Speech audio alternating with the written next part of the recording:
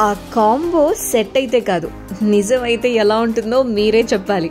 Mobile masala వారి film Nagar కబుర్లోకి వెళ్ళిపోతే ఏ combo గురించి మాట్లాడుతున్నాను అంటే, జాంబీ రెడ్డి చూసిన తర్వాత ప్రశాంత్ వర్మ దేశం మొత్తం మారుమ్రోగిపోయేటువంటి బ్లాక్ బస్టర్ ని అతి దగ్గరలో ఇస్తారు అని చెప్పి ఎవరు ఊహించలేదు. ఏకంగా మహేష్ బాబు గుంటూరు కారంని దాటేసి మరి హనుమాన్ వసూళ్ల వర్షం కురిపించింది. ఈ విషయాన్ని ఎవరూ మర్చిపోలేరు. అయితే కొత్త సంవత్సరం 4వ నెలలో అడుగు పెడుతున్నాము, దాన్ని దాటే ఇండస్ట్రీ హిట్ ఇంకా రాలేదు అంటే గనక ఇంతకన్నా విజయానికి నిదర్శనం ఉందంటారా?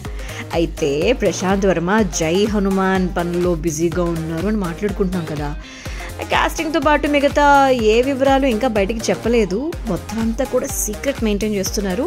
అయితే కాసేపు ఈ విషయాన్ని మనం పక్కన పెట్టేస్తే కనుక ప్రశాంత్ వర్మ గారు భారీ ఎత్తున బాలీవుడ్ స్కెచ్ సిద్ధం చేస్తున్నారు అని చెప్పి ముంబై టాక్. నిజమే, హనుమాన్ చూసిన తర్వాత ఇతని పనితనం విపరీతంగా నచ్చేసి రణ్వీర్ సింగ్ వీళ్ళంత త్వరగా ఒక మంచి పాన్ ఇండియా మూవీ చేద్దామని చెప్పి కబురు పెట్టారని, పద్మావత్ చూసినప్పటి నుంచి రణ్వీర్ పర్ఫార్మెన్స్ కి ఫిదా అయిపోయినటువంటి ప్రశాంత్ వర్మ అతని రేంజ్ కు తగ్గట్టుగా ఒక మైథలాజికల్ సబ్జెక్ట్ ని చెప్పారని, ప్రస్తుతం లైన్ ఓకే అయ్యింది కానీ ఫుల్ వర్షన్ డెవలప్ చేయడానికి టైం పడుతుందని, కాబట్టి ఈలోగా ప్రొడక్షన్ సంస్థలను సెట్ చేసుకునేటువంటి పనిలో ఇద్దరు ఉన్నారు అని చెప్పి టాక్. నిజమైతే బాగుండు అని చెప్పి ఫ్యాన్స్ టాక్ కూడా ఉందిలేండి.